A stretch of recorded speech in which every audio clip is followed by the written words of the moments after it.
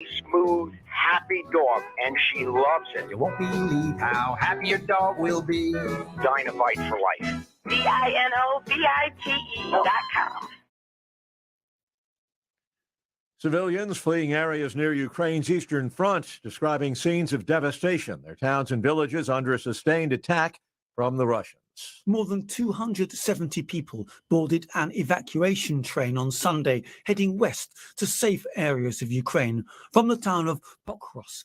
Evacuee Lyubov Chudnai says she had just gone to sleep when suddenly she heard bang, bang. Many say the Russian attacks ruined everything, while an elderly woman who used to be a supporter of Vladimir Putin says now she wants to strangle him with my own hands due to the devastation. I'm Charles de Ledesma. Ethiopian security officials conducting a massive operation across the country. It's led to the arrest of more than 4,500 people in one region alone. Crackdown on journalists, activists, and others. Breaking news and analysis at townhall.com. Another shooting on the subway, deadly attack in New York City. The 48-year-old man was riding a Q train from Brooklyn to Manhattan shortly before noon. It was crossing the bridge and heading to Canal Street when the shooting happened, says NYPD Chief of Department Kenneth Corey. The suspect was walking back and forth in the same train car and without provocation pulled out a gun and fired it at the victim at close range. He says they have surveillance video from the station and spoken to witnesses. What we've gotten from the witnesses, there is no prior contact between the victim and the suspect. Julie Walker, New York. The average price of a gallon of regular gasoline spiked 33 cents over the past 2 weeks, now $4.71 per gallon. Industry analyst Trilby Lundberg says the price jump comes amid higher crude oil costs and tight gasoline supplies. Let's get on Wall Street. Dow futures up 311. More on these stories, townhall.com. Big changes have happened at Memorial. One of them will simplify the way you get immediate and everyday care. Introducing Memorial Care, the new name for many of the services you use regularly, including urgent care, x-rays, labs, and appointments with your primary care provider. Memorial Care makes it easy to find the care you need, both virtually and in person. Learn more online at memorial.health. Welcome to the new symbol of health.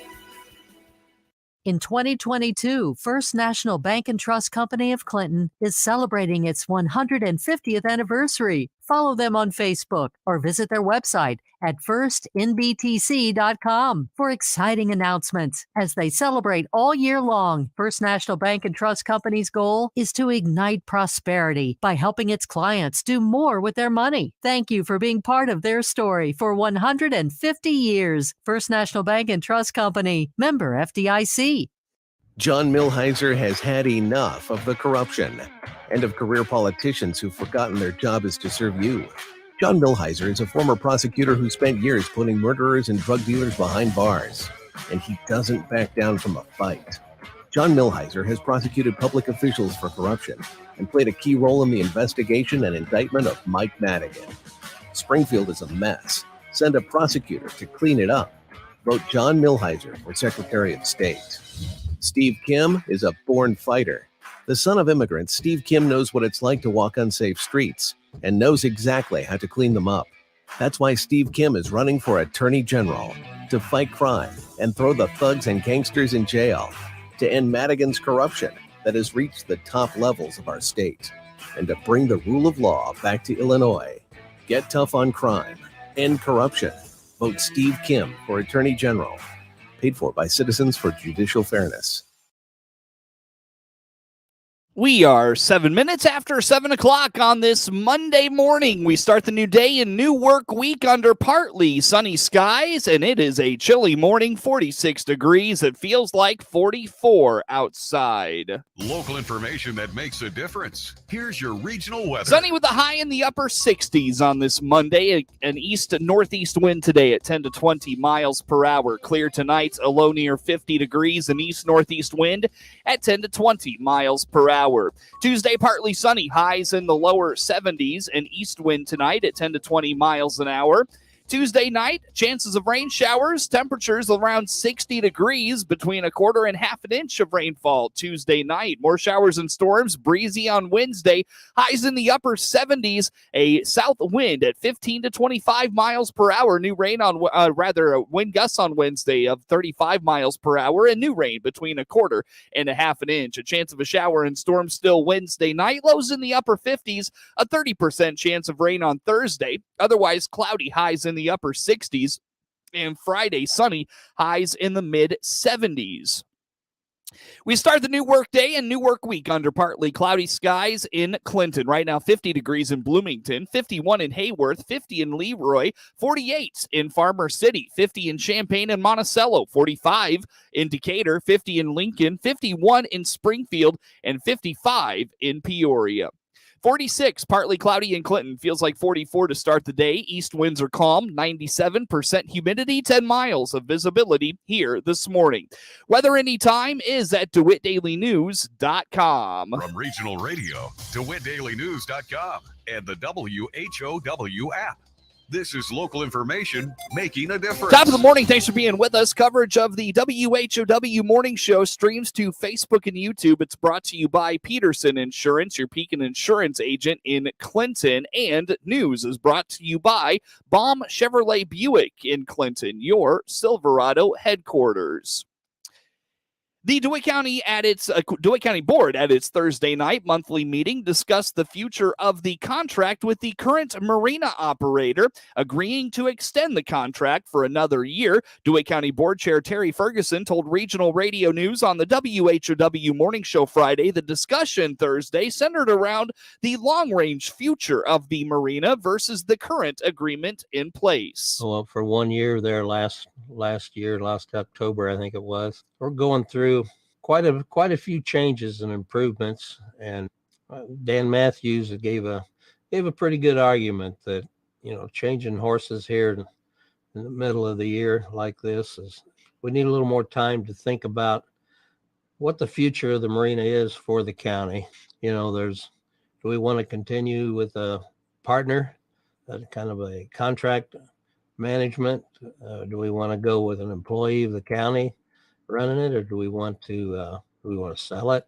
And with the new board coming up this fall, new and taking over in December, there's going to be quite a bunch of new names and faces there. And he thought we ought to kind of continue as is one more year and give the new board a chance to fully digest what the long-range plan for the Marina is. Some board members argue the current contract isn't friendly to the county, but Ferguson reminds that Joe Caldwell, the current Marina manager, and his group were the only ones to submit a proposal for management during the last request for proposal. That's kind of the way it is. There's some tweaking that needs to be done on the contract to make everything work a little better.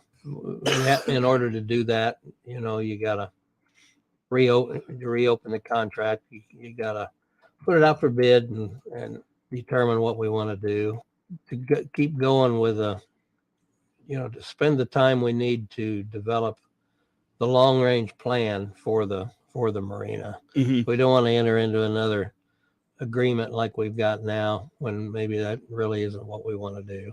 Some of the board thinks that it's too lucrative for the operator. The county, we're getting 48% of the revenue from the slip rent. You know, maybe that number isn't.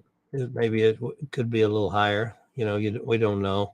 You know, when the contract was proposed earlier, when the group that's there now were the only ones that submitted a bid, their proposal was to let the county keep 48% of the revenue, and they'd take the rest of it for management and make improvements in the facility with their own resources as well as the county's. Mm-hmm. So we need to step back and look and see how we really want to do that. Peoria has a city-owned facility that it's ran by city employees. Ferguson believes the board has spent a lot of time worrying about little things. He points out they were going to have an audit done on the Marina at the end of the season. I think where we seem like we spend a lot of time is dealing with the the small issues. The contract doesn't actually state who's supposed to take care of what. We end up getting maintenance projects that are brought forward to the committee. Some of those I think need to be settled in the contract so we don't have to constantly keep trying to decide whether we're going to hire an electrician to repair a gang of lights or whether the guy that's running the show can go do it himself. Voted 7-5 to extend it for one more year. At the end of this season, we're going to ask for an audit with an auditing firm to determine where the money comes from, where it goes, and then we can establish the parameters for initiating a new process after the 23 year. Ferguson says the board is split on the Marina and doesn't believe anyone's mind has changed on the issue. It was a banner year for a Central Illinois nonprofit's biggest fundraiser. Brianne Titus is Agency Development Director for Community Action of Central Illinois and indicates 2022 set a record for its annual fundraiser, Cheeseburger in Paradise. She is pleased with how the community came out to support them despite thunderstorms that rolled through that Saturday. It was amazing. We had a great event. Luckily, our event was indoors. It thundered, it stormed. The building, it literally made me think of the Garth Brooks songs, like When the Thunder Rolls. It was so loud in that building, but it really stopped raining when everybody was starting to come in, which was fantastic. We had about 250, 260 people in attendance. That's a little less than we've had in the past. Part of that was because, last year we had half capacity due to COVID restrictions. And this year, knowing that people are excited to get back out there, they're, still just a little bit hesitant, and it's tight in there in that banquet center with 400 people. So we made some changes from a committee perspective and went down a little bit in the number of tables that we sold, but we were able to sell all of our tables. But the best part, we made a lot of money. We made over $38,000. So that was a record-breaking year, which is fantastic. I can talk all about how excited I am about that right now. Titus credits the success of the online auction and several vacation packages they had for the increase in the funds raised this year. She's very thankful for the support the community continues to show. Our online auction went so well. We made probably twice, I think, if not 3 times the amount of money we had last year on our online auction. I think we had more people that kind of knew about it and got excited about that. And then our, in-person auction went really, really well as also. We were able to bring in so much money. And I had talked about on the air a couple of times that we had these dream vacations, and that was something new that we brought to Cheeseburger this year. I always like to bring something new. We actually sold 4 dream vacations in our auction, 2 to Costa Rica, 1 to Key West, and 1 to Iceland. I mean, these are international deluxe accommodation trips. And I'm not going to lie. I mean, I was a little nervous about how well they were going to go over, but the community came out and they showed their support. And I'm humbled every single time we do this event. I think there's moments in the process that I take it for granted because I've been involved with it for 6 years. And I'm kind of like, okay, another Cheeseburger in Paradise, just going through the motions. But when we get to that actual night of the event, I'm so humbled of how the community comes together. They're there to support us. They believe in our mission, without having better wording for it. They get the checkbook out and they do what they have to do to support us as an organization. And we could not do a lot of what we do without their support. We get grants and we have funding sources, but there's so much more that doesn't cover. And that's what those events are for. Cheeseburger in Paradise funds go to all corners of community action's missions. Titus says several programs could use the boost in funding. Yeah, well, we've got a lot of, I think, places that need it. We've got our senior transportation program that services a couple of our counties that has lost some funding over the last year. They're in need of some new vehicles and some repairs on some vehicles. So I think that would also be a great spot to put it. Our Meals on Wheels program, they go through some shifts periodically here and there. One of the big reasons why we use fundraising dollars before for them was paying for things outside of food.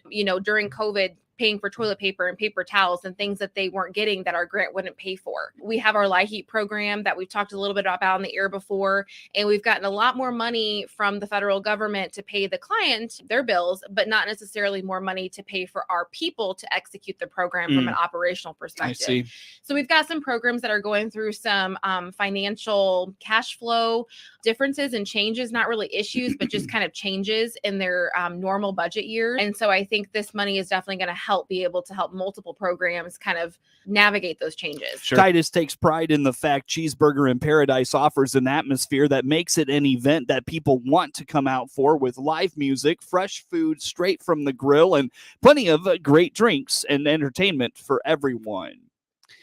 It's unlikely inflation has had no impact on you or your budget, and whether you handle your household's money or own a business, inflation seems to be touching just about everyone, and that would include schools. Leaders are doing what they can to manage the increase in expenses. Mount Pulaski Schools Superintendent Fred Lamke indicates one thing that has provided his district with somewhat of a buffer is the co-op partnerships they have for things like electricity. Well, it changes the way superintendents look at their school district because, previously when you had electricity costs, you paid Ameren. When you had other costs, you just went straight to the people who delivered it.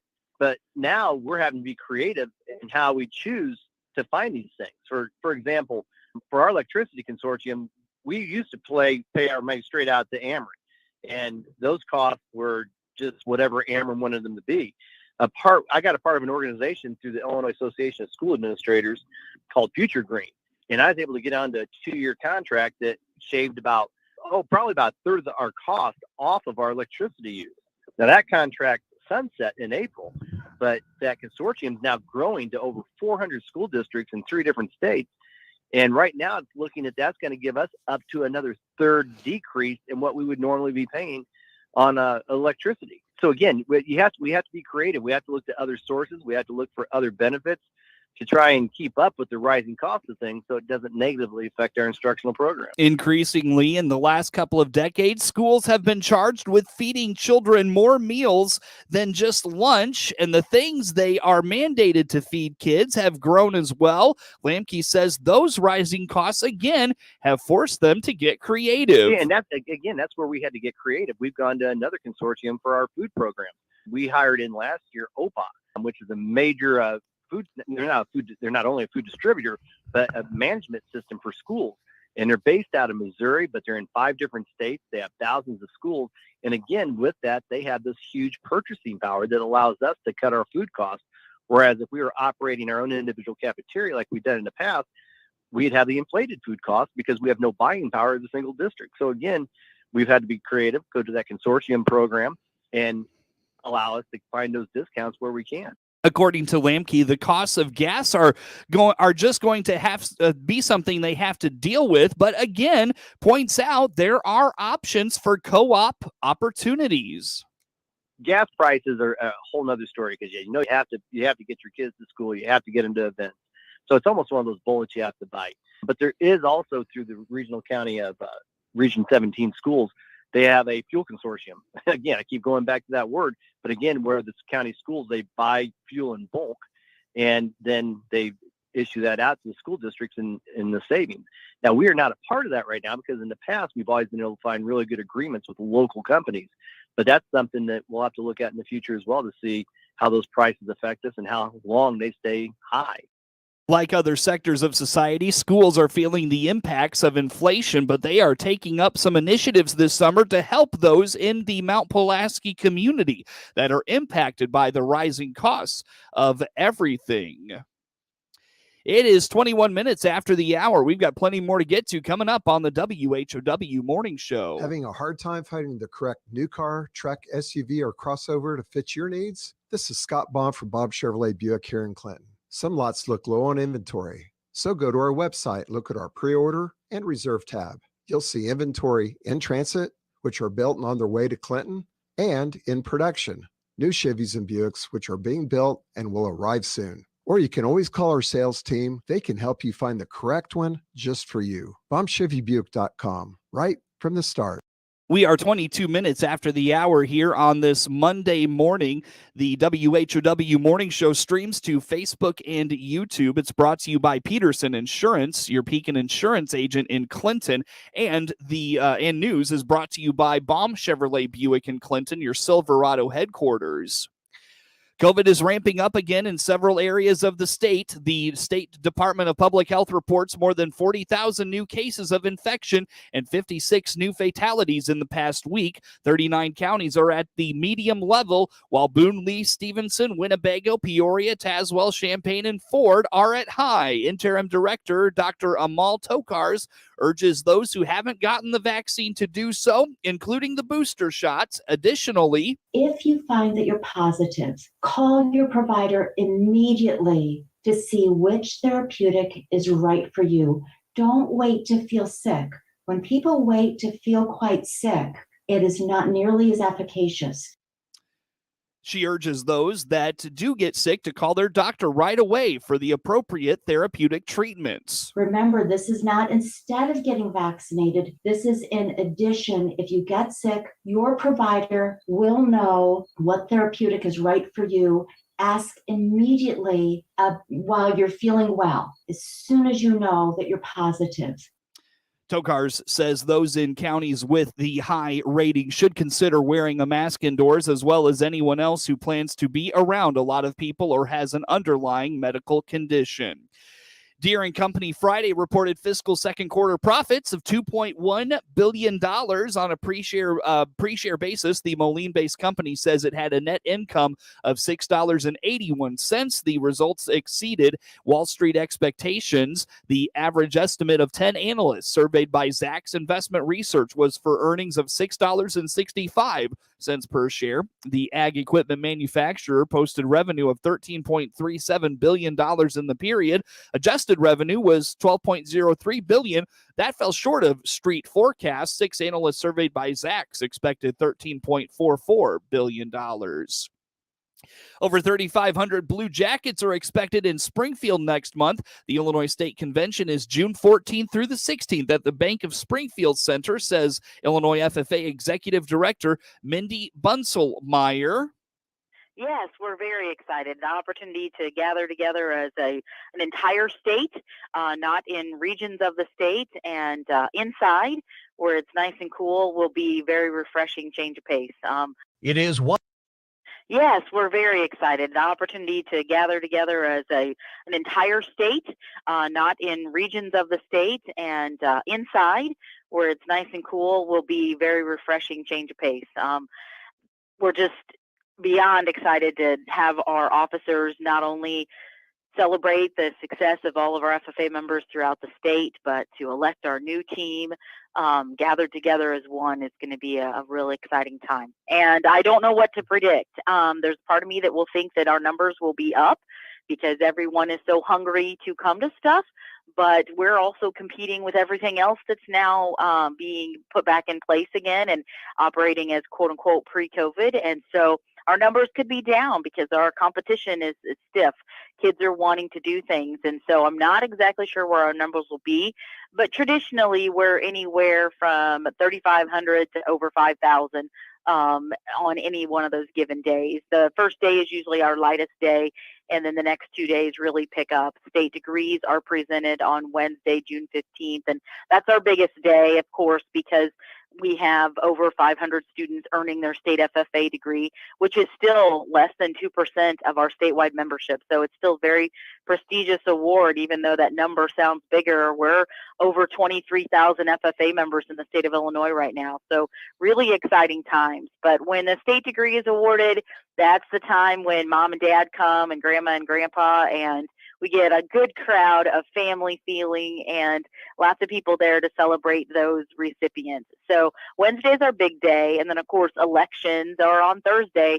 And I can't find anything more exciting throughout my career than elections on Thursday morning at the state convention. The Illinois FFA chapter dates back to 1929.